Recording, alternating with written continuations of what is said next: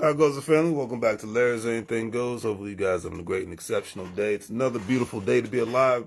About to meet up with some UW University people tonight, so I figured I'd go live, and this is like therapy for me and fun for me all at the same time.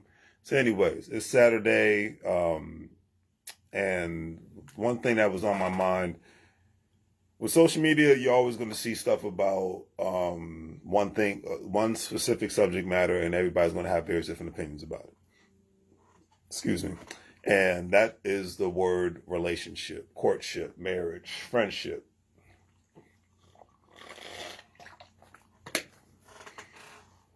Which all have a great, beautiful, symbolic meaning. But at the end of the day, does that meaning really boil down to the important things in life? I.e., there's a difference between love and like. There's a difference between partnership and relationship. So love and like. There's family members that you have love for, but there's family members that you don't really like. I know for me, there's plenty of family members that I have love for, but I could never stand being around them for more than 5 seconds. Most people feel that way about their family members, so that's not abnormal. That's not crazy. But that's like I said, one time a former coworker of mine, he said, "Hey man, that's family for you," And I've always been the one to not really look forward to going to too many. Well, back in the day when I had when the older generation was around and alive, I didn't look forward because I'm an introvert going to family functions, but I ended up having a great time going to family functions because the generation that was there during that time, the generation that was born during the 30s and 40s and 50s, they had a way better mindset. They had a better idea of what family is and how people should conduct themselves, and especially in more a respectable manner. And if they had dirty laundry, they didn't try to air it all out. Like, today's social media world, everybody and their mother is trying to air out nothing but dirty laundry on a regular basis. So, but at the end of the day, that's the difference between, love, showing love and actually liking and loving being around somebody and being with somebody. Because when you love someone, truly love someone, but it's because there's a bond and a friendship there. And in today's world, it's easy to, sexual attraction, it's so easy. You don't even really need to see people anymore because, with the social media, all it takes is for me to get on an app and just see something, and I can be sexually attracted to that person.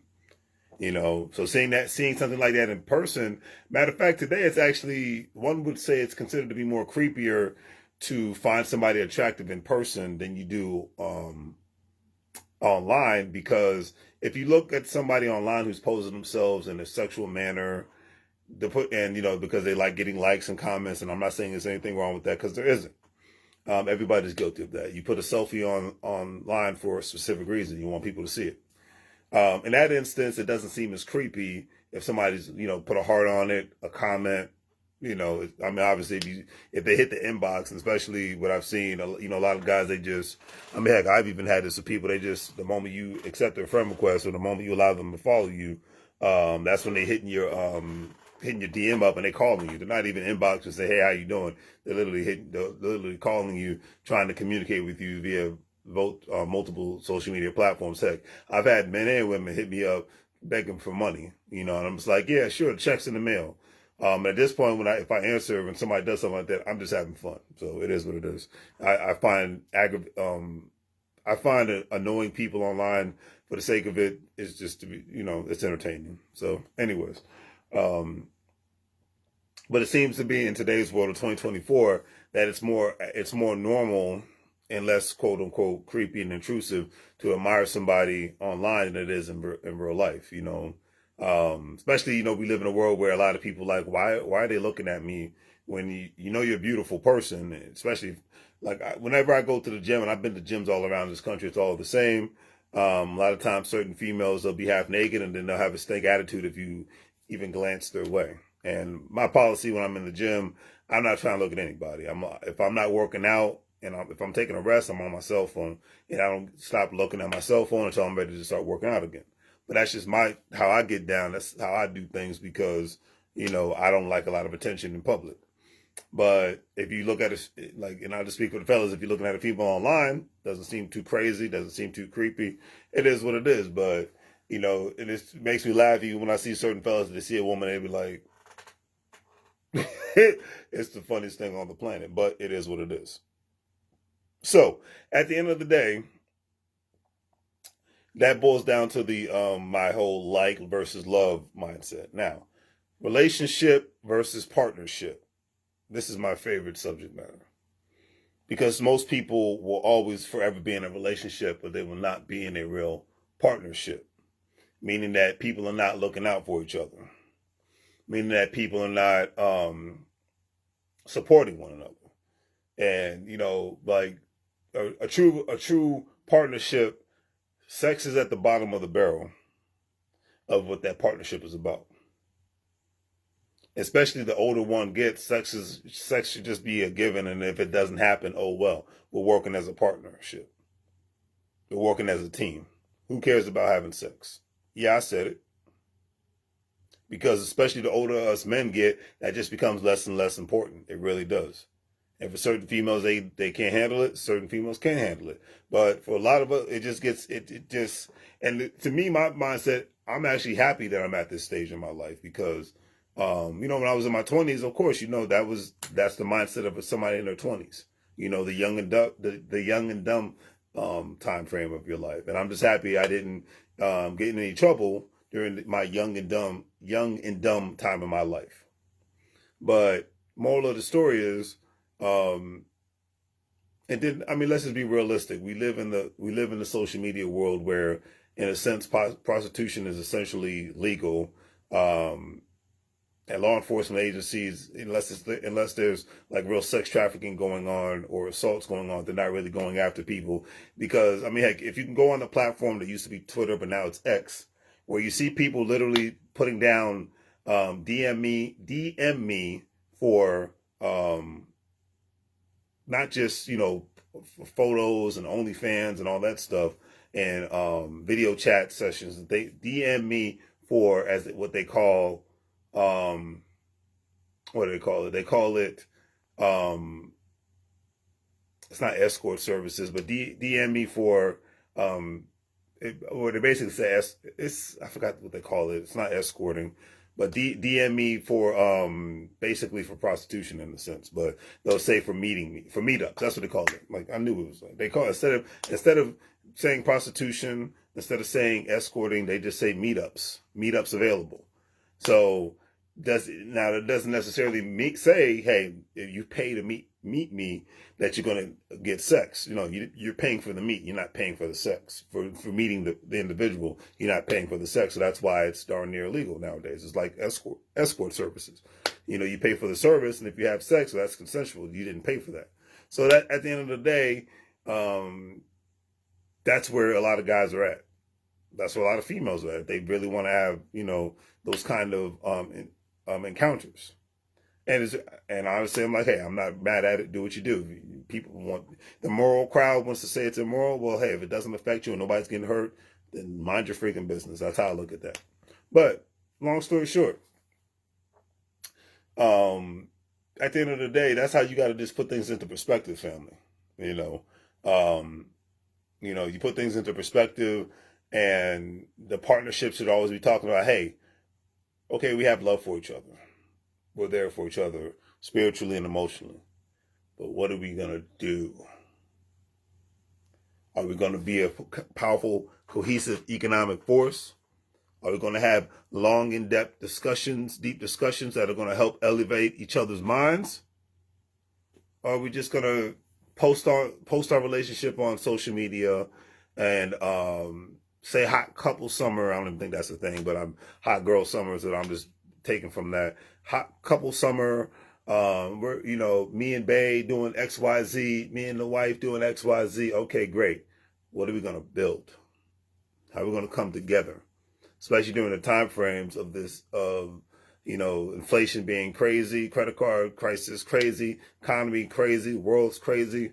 What are we going to do as a partnership? Because to me, you're not a partnership if you're not making corporate executive decisions as a corporation. If you're not doing that, if you're just barely getting by and barely scraping by and plan on just barely getting by and barely scraping by, then you are just a regular couple. Can't put it any other way. You know, I got to keep it real. Can't put it any other way, family. So I just leave it at that. But it is what it is. Okay. Sorry about that. I got sidetracked. Having another high school reunion. Purchase a ticket. Okay. All right. It should be interesting. So this will be my second high school reunion, so I need to make a note of this. But anyway, so yeah, man, at the end of the day, that's just how I look at it, family. You know, you got to be able to put yourself in these positions and say, are we going to be a partnership or are we just going to be a basic regular couple? And this is why I believe, and this is my personal opinion, that people should not get married at least until they're in their late 20s, early 30s. Because 9 times out of 10, now certain people's maturity level might be a little bit higher when they're in the early to mid 20s. But my mindset is I'm just talking about regular working people. I'm not even talking about people that come from wealth, because these are the kind of discussions that their families have, you know. Economic dynasties are made and kept because of it, in a sense, arranged or prearranged marriages. I'm just, you know, because sometimes even in Western nations, there will be arranged marriages, but it's just people coasting along for you to marry this specific person from this specific family, because you guys have, on paper, everything makes sense. That you might not find each other attractive, but on paper, everything makes sense. So I leave it at that. You know, I truly do. But you never know what might happen at the end of the day. But partnership, not just friendships. Friendship first, relationship second, partnership third. That's supposed to be the 3 pillars. Like there's 3 pillars of wealth. That should be the 3 pillars of a successful economic couple corporation. Friendship first, relationship second, partnership third. Unfortunately, most people get to the first 2 levels first, or sometimes they people just become friends, and that's cool. There's no sexual tension, nothing ever happens. There's no intimacy whatsoever. But then 9 times out of 10, if there is some physical attraction on both sides, then friendship first, well, certain instances, intimacy first, and then if there's something there, friendship second, relationship third, and if it really works itself out, partnership number 4. But a lot of people say when you talk like that in Western countries, because this is the kind of conversation that they have in other third world nations on a regular basis, because you know, marriage is considered a business and a partnership. It's not just people being in love and saying the vows and things of that nature. It's way more than that. It's way bigger than that. I'm not just counting that, but there's so much more added on to that, and the magic word is partnership. So that's just what it is at the end of the day. And either you're going to be a part of that or you're not. You know, it's got to be bigger than just flossing on the gram, as they say. It's got to be bigger than just flossing on TikTok or any other Facebook, any other social media platform. What are we going to do? And the thing is, the whole posting everything online is like, okay, well, that shows the world what you guys are doing, but what are you really showing yourselves what you're doing? What are you showing yourselves what you're truly capable of? And it's got to be bigger than sex. Anyways, if you're in a relationship, sex is supposed to be a given anyways. And whether people love to hear it or not, a lot of times it can get played out because your mind is different. Your mind is in a different place. You know, especially if you're a person who has goals and aspirations. You're not your whole goal isn't just to kick back and sit on the couch all the time and binge out on TV shows and whatnot. And is there anything wrong with that? Absolutely not. But it's all about what you want at the end of the day. I can't put it any other way.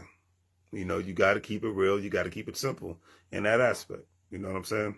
So I leave it at that. You know, that's all I really had to say on that. You know, the 3 pillars of partnership, you know, successful partnership, you know, friendship first, because the friendship phase is getting to know each other phase.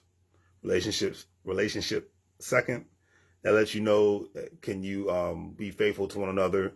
Can you deal with everybody's shortcomings, good and bad? Because everybody has good and bad and ugly. There's nobody that is perfect out here. Everybody has positives and negatives. That's what life is, positives and negatives. In any state and city in the United States of America, there's, for the most part, there's a positive and negative of living in that specific area.